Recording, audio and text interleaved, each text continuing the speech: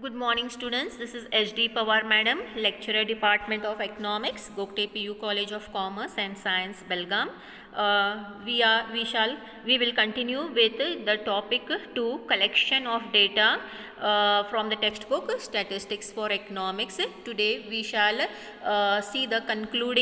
do the concluding part, last part, fifth part of this lesson, collection of data. In the previous class we have seen what is sampling, then what is types of sampling, random sampling, non-random sampling, then sampling errors, non-sampling errors.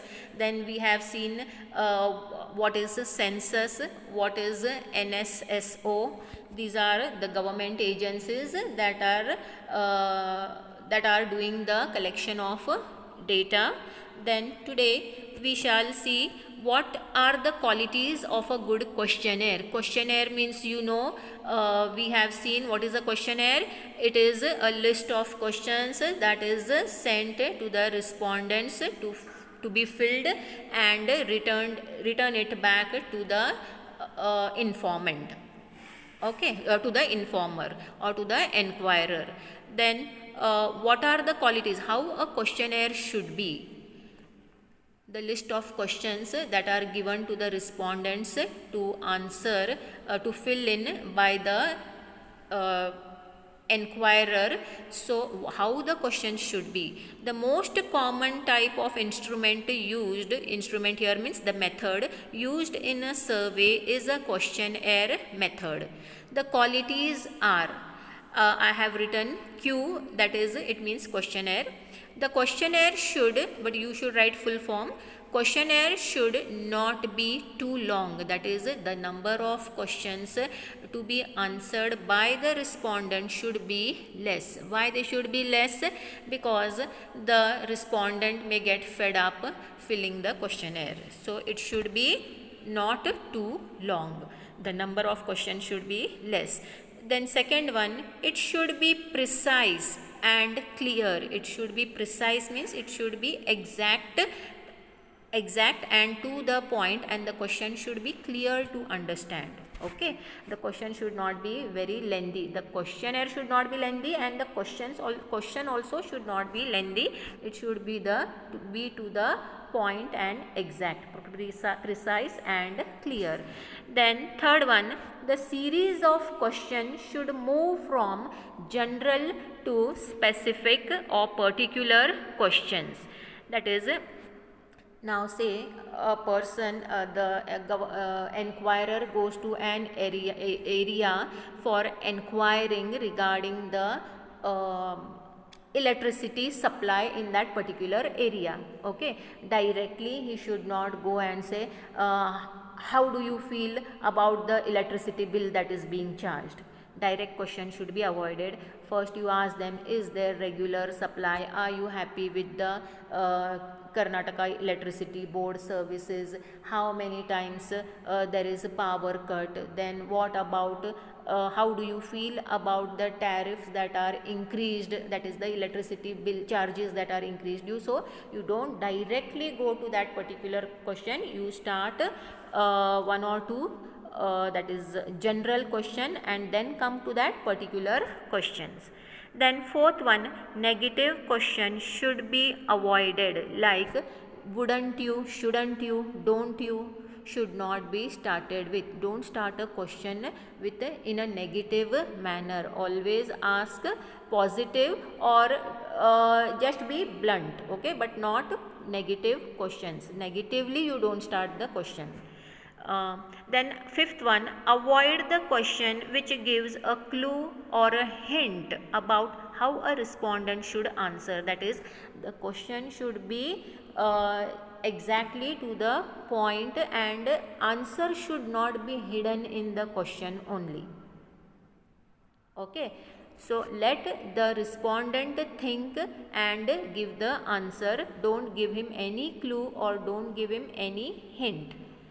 Then questionnaire, sixth one, questionnaire may consist of close-ended questionnaire and it may be open-ended questionnaire. There are two types close-ended questionnaire and open-ended questionnaire. Now in close-ended questionnaire, what are the types? Firstly, close-ended questions are very easy to answer. They are in the form of like two options are given to them, that is the options are yes or no. You just have, there are options given, you just have to say, or option is not given, sorry, two options, that is yes or no. You have to say, just tick yes or no, or you may say mark there right or wrong, which is easy. Another type of close-ended question is what? Multiple choice questions. That is, four answers are given to you all. Okay, A, B, C, D. You may tick whichever you feel is right. You may tick A or B or C or D, multiple choice questions, and another option is only yes or no. So these are close-ended questions which are easy to answer. Second one is open-ended question. Open-ended questions means what? No option of right or wrong is given, or no multiple choice questions are given. Okay, here you have to, the respondent has to think what he feels and what he understands and write it down. Okay, so these open-ended questions are difficult to interpret. Interpret means to understand, and hard to score, and people, it may not be always filled by the respondent. It is hard to score means hard to get the answers. Example, say, what is your opinion or what is your view on smoking in public places? Okay, so some people, they will think, if they are some people may say, no, public smoking should be avoided as it affects the health of the non-smoker also. So he may give his views on smoking. Or then use of mobiles in school, colleges by the students. Of course, now mobile has become important due to corona, and we usually don't allow mobiles, that is, we don't allow mobiles in the classroom, but now without mobile there is no classes taking place. Online classes is possible because of mobiles. But even if offline classes again starts, then mobiles will be banned. So people will be asked use whether they will approve they support the use of mobile in school, colleges by the students or not. Some may give yes answers, some may give no answers, and they may give their reasons also. Okay, so the responses of the respondents will vary or they will differ. So each one will give according to their own opinion their answers. So these are the few qualities, and this much is sufficient from exam point of view. So the qualities are what? It is firstly most common instrument used in the surveys. Then it should not be too long. Then the question should be exact, and it should be clear and to the point. Then the number of questions that are going to be asked first should start from general and then come to that particular question. Then negative questions should be avoided. Don't begin the question in a negative tone or with a negative question. Then avoid the giving any clue or hint in the question itself. Then the questionnaire, most important point, sixth point is most important. The questionnaire consists of how many types? Close-ended questionnaire and open-ended questionnaire. In close-ended there are two methods, that is two options may be given, yes or no, and multiple choice question. There may be 4 questions, 3 questions, out of which the respondent finds suitable, he will tick mark. Then open-ended questions, they are just questions, straight questions, and they are to be answered giving their views. Okay. And here these questions, these open-ended questions are difficult to get from the respondents, and the answers may differ. Then we come to the last part of this lesson, what is the pilot survey. Now we have seen census survey, we have seen sample survey. Now what is a pilot survey? So a pilot survey is a small survey, it is a small trial survey.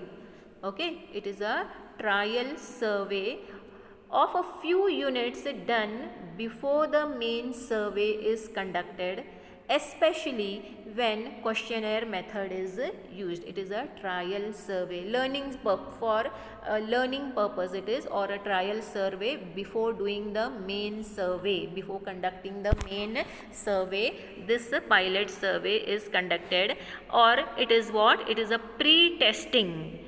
Okay, before you write the main exam, it is a pre-test, like how before final exams are conducted, you are writing tests, every unit test you are writing. That is what? It is a trials exam, or it is a pre-testing of your final exam.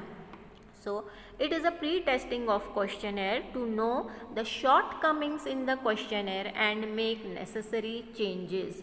It also helps to calculate the cost, the time required for the actual survey. So a few small trial is conducted before the main survey to find out what difficulties may arise, what questions are lacking, how improvement can be done, then what will be the estimated cost of the main survey, how much time it may take to conduct the main survey. So this is a pre-testing or a trial survey that is conducted before the main survey. So this is a pilot survey. I hope you have understood this lesson, student. For today we shall stop as the lesson is over. Please take the screenshots, note it down in your notebooks, and these are only the notes, and based on these notes only you will be getting the questions, fill in the blanks, multiple choice questions. So study each and every line that is explained to you. Take the screenshots, note down the notes. Thank you.